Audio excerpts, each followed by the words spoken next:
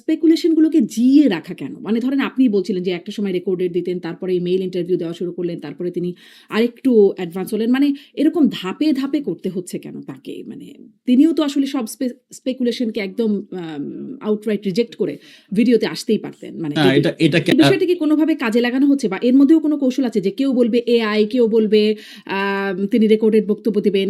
এটাও কি কোনো একটা আপনাদের কৌশলের অংশ? একটু প্রোগ্রামের কনটেন্ট সম্পর্কে কথা বলব। তার আগে আপনি যে বলছিলেন যে সাধারণ মানুষের সাথে কথা বলছেন, দলীয় নেতাকর্মীর সাথে কথা বলছেন। প্রায়ই আমরা নেতাকর্মীদের সাথে বা সাধারণ মানুষের সাথে কথা বলা কথাগুলো ফাঁস হয়ে যাচ্ছে, সেগুলো শুনতে পাচ্ছি। মানে তার ওয়ান কথাগুলো চলে আসছে। মানে এগুলো কি ইচ্ছা করেই করা হচ্ছে? মানে আপনারা বা শেখ হাসিনার না আ শুরুতেই দেখা গেল টেকনিক্যাল সমস্যা। সাকিব আল হাসান তিনি কথা বললেন, তার কথা একটা অডিও রেকর্ড মানে রেকর্ডেড অডিও শোনানো হলো। সেটি ঠিকমতো শোনা গেল না, আমরা শুনতে পেলাম না। তারপরে দেখলাম যে আপনি কথা বললেন, সেখানে আপনিও অংশগ্রহণ করেছিলেন, কথা বলেছেন। আপনার কথাও ১ম এ শোনা যাচ্ছিল না, পরে আবার জয়েন করতে হলো। মানে এরকম টেকনিক্যাল সমস্যাগুলো কেন হলো? এরকম একটা মানে আয়োজনে? মানে আপনার টেকনিক্যাল সমস্যার ব্যাপারে তো আসলে হচ্ছে কারো উপর হাত নাই। অনেক সময় এই জিনিসটা হচ্ছে আ আ আপনার হতেই পারে। আর যখন হচ্ছে এরকম কি বলে আপনার হচ্ছে ডুয়াল সিস্টেমে হয়, কেউ অনলাইন এবং হচ্ছে কেউ অফলাইন, সেই ক্ষেত্রে কিছু ডিফিকাল্টিজ হয়। আসলে হচ্ছে এটা obviously আনএক্সপেক্টেড, স্মুথলি হইতে পারলে ভালো হইতো, বাট ইটস আনফরচুনেট। আচ্ছা। কেউ এই যে কেউ অনলাইন, কেউ অফলাইনে হলে যে এরকম সমস্যা হতেই পারে সেটা তো আপনারাও জানেন, আমরা সবাই জানি আসলে। তো সে সবাই কেন আসলে আ অফলাইনে বা ইন পারসন জয়েন করা গেল না? আপনারা তো অন্তত যেতেই পারতেন। আপনি যেতে পারতেন বা সাকিব আল হাসান তিনি পারতেন কিনা জানি না। সজীব অজয় জয় তিনিও গেছেন দিল্লিতে, তার মায়ের সাথে দেখা করে আসছেন। এরকম একটা আয়োজনে তো যেতেই পারতেন। আপনি যদি বলেন আপনি কেন গেলেন না ইন পারসন? না আপনার সকলের আসলে হচ্ছে এই প্রোগ্রামে এখন দেখেন এই টেকনোলজির এই যুগে প্রত্যেককে ফিজিক্যালি উপস্থিত হয়ে কোনো বক্তব্য দিতে হবে এটা তো কিন্তু জরুরি না। টেকনোলজির উপর তো কনটেন্টটা ভরসা জরুরি, করতে পারেন মেসেজটা না এবং জরুরি। ভরসা করা গেলও না। না মানে ইটস হ্যাপেন লাইক আপনার হচ্ছে অ্যাক্সিডেন্টাল এর ক্ষেত্রে হইতে পারে। আমরা হচ্ছে মানে কোনো টেকনোলজি তো হচ্ছে ফুল প্রুফ না, সেক্ষেত্রে হইতে পারে। বাট প্রত্যেকেই ইন্ডিভিজুয়াল লিমিটেশনের জন্য অনেকেই আপনার হচ্ছে যেতে পারে না। এটা খুবই মানে ধরেন স্বাভাবিক। হুম। মানে এই প্রোগ্রামটা কি যথেষ্ট গুরুত্বপূর্ণ ছিল না? ইন্ডিভিজুয়াল লিমিটেশন গুলো তার চেয়ে বেশি প্রায়োরিটি পেল। ধরেন সাকিব আল হাসান, তাকে শেষ পর্যন্ত দেখা গেল তার বক্তব্য তো শোনা গেল না। পরে তার বক্তব্য শোনাই গেল না। তাকে দেখা গেল তিনি গাড়িতে করে আসছেন, বসছেন। আ মানে যথেষ্ট গুরুত্বপূর্ণ কি ছিল না প্রোগ্রামটা? যেখানে শেখ না হাসিনা জয়েন আপা দেখেন, করছেন? প্রোগ্রাম খুবই গুরুত্বপূর্ণ ছিল, রাইট? এবং হুম। এই প্রোগ্রাম গুরুত্বপূর্ণ মূল বার্তাটা হচ্ছে জননেত্রী শেখ হাসিনার বক্তব্য। উনিও বক্তব্য দিয়েছেন, that was the main part of this programme, right? তো সেটা তো হচ্ছে স্মুথলি হয়েছে। আর এই একটা প্রোগ্রামের ধরেন হচ্ছে যে টেকনিক্যাল ডিফিকাল্টিস গুলা দিয়ে প্রোগ্রাম গুরুত্বপূর্ণ কি না কি না, এটা আসলে মানে ডিফাই করার সুযোগ নাই। এট দ্য সেম টাইম আপনি দেখেন যে বাংলাদেশেও এই প্রোগ্রাম নিয়ে কি পরিমাণ ধরেন আপনার হচ্ছে আলোচনা শুরু হয়েছে, বা প্রচার করতে দেওয়া হবে না, প্রত্যেকটা মিডিয়া আপনার হচ্ছে এজেন্সিকে মানা করা হয়েছে। আপনার ভারতীয় হাই কমিশনে আমরা বিভিন্ন দৌড়ঝাঁপ দেখতে পেয়েছি। সো কোনো জিনিস কতটুকু গুরুত্বপূর্ণ সেটা আপনি প্রতিপক্ষের আচরণ দেখে অনেক ভালোভাবে বুঝতে পারবেন। So that speaks a lot actually. জি, সেটা আমরা দেখেছি এবং তার কারণে হয়তো অনেকে আরো বেশি আগ্রহী হয়ে উঠেছে। যারা হয়তো দেখতেও কিনা তারাও দেখেছে এই বেশি দৌড়ঝাঁপের কারণে। কিন্তু আমার এটাই প্রশ্ন ছিল যে তাদের গুরুত্বটা দেখা গেছে। আপনাদের গুরুত্বের জায়গায় ঘাটতি ছিল কিনা? আসি এবার যে মানে শেখ হাসিনা তিনি অনেকেই বলছিলেন তিনি সরাসরি আসবেন। অবশ্য পরে ক্লিয়ার করা হয়েছে প্রোগ্রামের আগে যে তিনি আসলে ইন পারসন আসছেন না। কিন্তু এখানে এই প্রশ্ন যে তিনি আসলে এই ২ বছরে একবারও তার চেহারা দেখা যায় নাই। আ কেন তিনি সরাসরি কথা বলেন না? মানে বাকি সবাইকে ভিডিওতে দেখা যায়, তাকে কেন না?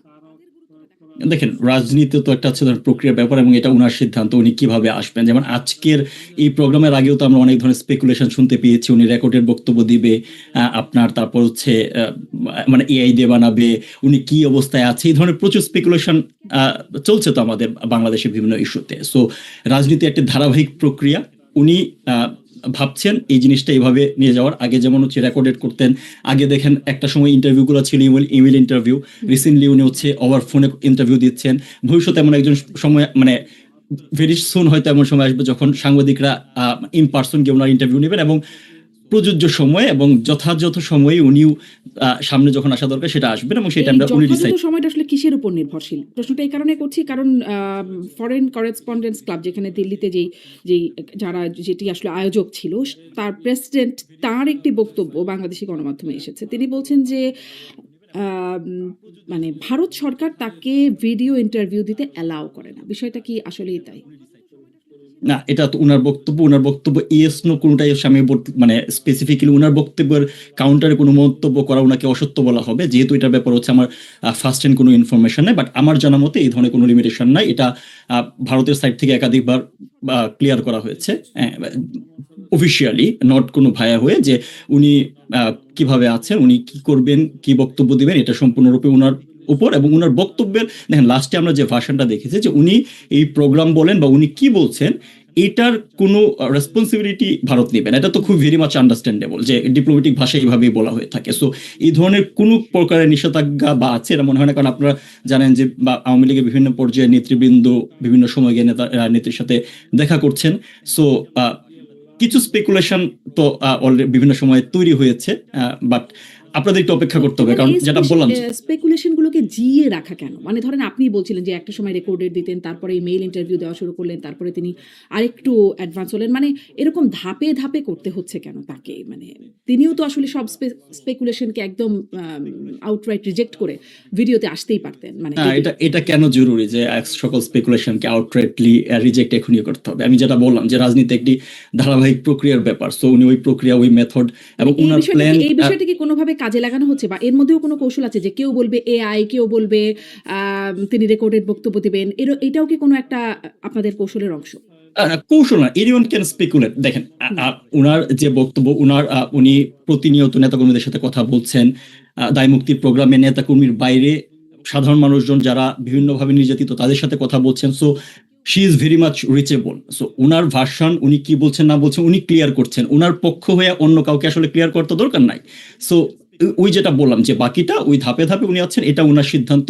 ওই সিদ্ধান্ত এখন পর্যন্ত আমাদের সম্মান করা উচিত, আমরা করছি। আমরা দলীয় নেতা কর্মী না, আওয়ামী লীগ এভাবে ফিল করছে জিনিসটা এভাবে হচ্ছে এগিয়ে যাওয়ার জন্য। That's it. আচ্ছা, একটু প্রোগ্রামের কন্টেন্ট সম্পর্কে কথা বলবো। তার আগে আপনি যে বলছিলেন যে সাধারণ মানুষের সাথে কথা বলছেন, দলীয় নেতাকর্মীর সাথে কথা বলছেন, প্রায়ই আমরা নেতাকর্মীদের সাথে বা সাধারণ মানুষের সাথে কথা বলা কথাগুলো ফাঁস হয়ে যাচ্ছে, সেগুলো শুনতে পাচ্ছি। মানে তার ওয়ান কথাগুলো চলে আসছে। মানে এগুলো কি ইচ্ছা করেই করা হচ্ছে? মানে আপনারা বা শেখ না, এটা পারমিশন শুনেন, হচ্ছে? যেখানে আপনার হচ্ছে যে ধরনের কথাবার্তা আপনার হচ্ছে বাইরে আসে, ইন্টেনশনালি কথাবার্তা মেক করে ছাড়াই, মানে ছাড়তে হলে, এরকম প্ল্যান করতে হলে সেটা অনেক ধরনের কথা করা যায়। তো বাট আপনারা কথার যে টোনগুলো, মানে যে কথাগুলো বাইরে আসে বিভিন্ন সময়, আপনারা যদি কন্টেন্ট দেখেন ভেরি মাচ ন্যাচারাল। সো কেউ হয়তো মানে ইমোশনালের জায়গা থেকে অনেক জায়গা থেকে করতে পারে, এবং আমি এই কারণেই বললাম যে শি ইজ রিচেবল। মানে সাংবাদিক বলেন, আমাদের নেতাকর্মীরা বলেন, দলীয় বিভিন্ন পর্যায়ে থেকে তাকে রিচ করতে পারছে। এই কারণেই তো হচ্ছে এই যে ইআই বা স্পেকুলেশন যে এখনো কেন জি আছে, স্পেকুলেশন অর্থ আমি এই কারণেই বলছি যে কেউ যদি ধরেন হচ্ছে জেগে জেগে ঘুমায়, মানে কোনো একটা আরোপিত জিনিস চাপিয়ে দিতে চায়, তাহলে তো কিছু বলার নাই। বাট উনার কোনো ভার্সন, উনার কোনো বক্তব্য চাইতে চাইলে উনি ইন্টারন্যাশনাল মিডিয়াতে সাক্ষাৎকার দিচ্ছেন, উনি কথা বলছেন। সো অনেকগুলো কোশ্চেনের জবাব কিন্তু উনার কথার মাধ্যমে আমরা পেয়ে যাচ্ছি।